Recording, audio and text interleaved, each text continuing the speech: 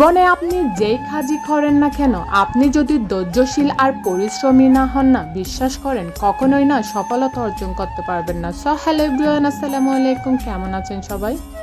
বনে চলার পথে প্রত্যেকটা মানুষকে কোনো না কোনো কাজ করতে হয়। ছোট থেকে বড় পর্যন্ত যে কেউ যে কোনো কাজে করতে পারে, এটা কিন্তু স্বাভাবিক। আপনি জীবনে চলার পথে কখনো কোনো কাজ না করে করতে পারবেন না। আর আমাদের প্রত্যেকটা মানুষের একটাই উদ্দেশ্য হচ্ছে, যেই কাজই করি না কেন বা যেমন কাজই করি না কেন, সেই কাজে যেন আমরা সফলতা লাভ করতে পারি। কিন্তু একটা কথা কি জানেন, আপনি যদি ধৈর্যশীল আর পরিশ্রমী না হন না, আপনি যে কাজে করুন না কেন কখনোই না সফলতা অর্জন করতে পারবেন না। ধৈর্য আর পরিশ্রম, এটা হচ্ছে একটা সফলতার মূল মন্ত্র।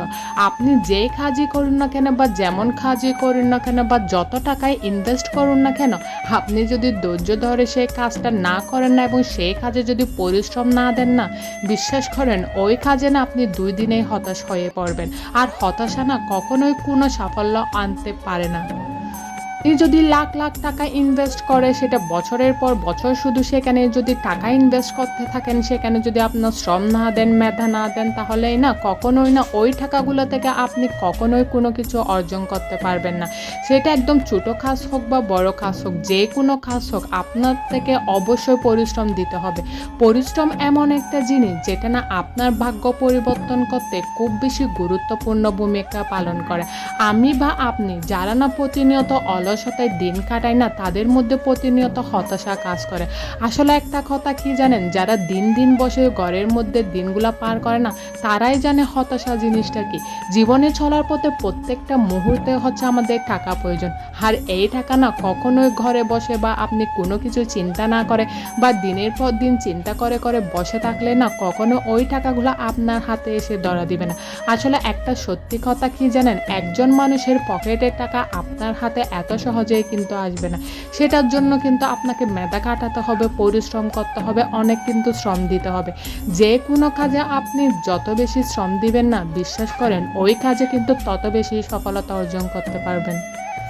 অনেকেই বলি না, ওই মানুষটা কেন জানি না আমার পরও কাজ শুরু করে অনেক দ্রুতই কিন্তু সফলতা লাভ করছে। কিন্তু উনি যে যেই পরিমাণ উনার কাজে এফোর্ট দিছে, যেই পরিমাণ যে উনি পরিশ্রম করছে এবং যে পরিমাণটা যে সময়টা দিছে কাজের প্রতি, সেটা কিন্তু আমি বা আপনি দিই নাই।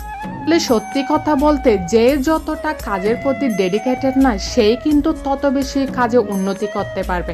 আমরা এমন অনেকেই আছি, একসাথে কাজ শুরু করার পরেও না অনেকেই কিন্তু খুব দ্রুত এগিয়ে গেছে, আর অনেকেই কিন্তু যেখানে কাজ শুরু করছে সেখানেই কিন্তু বছরের পর বছর কিন্তু থেমে আছে। এটা কিন্তু আমার বা আপনার মধ্যে একটাই সমস্যা, সেটা হচ্ছে আমাদের কাজের গতি, আমাদের কাজ করার টেকনিক, আমাদের প্রতিনিয়ত কাজের প্রতি কতটা আগ্রহ প্রকাশ করতেছে এবং আপনার প্রয়োজনটা কি। আসলে একটা কথা কি জানেন, আমি বা আপনি যে কাজটা করি না কেন, সেটা যদি শখের বশে হয় বা এমনি হয়ে থাকে না, বা অন্যজনের কাজ দেখে যদি করে থাকে না, সেটা নিয়ে কিন্তু বিশ্বাস করেন কখনোই না আপনি কোনো কিছুই করতে পারবেন না। আপনার যদি প্রয়োজন হয় আর আপনি যদি প্রয়োজন মেটাতে চান না, তখনই কিন্তু আপনার প্রয়োজনের জন্য আপনি সেই কাজটা করে থাকবেন। আজকে এই পর্যন্ত। আসসালামু আলাইকুম।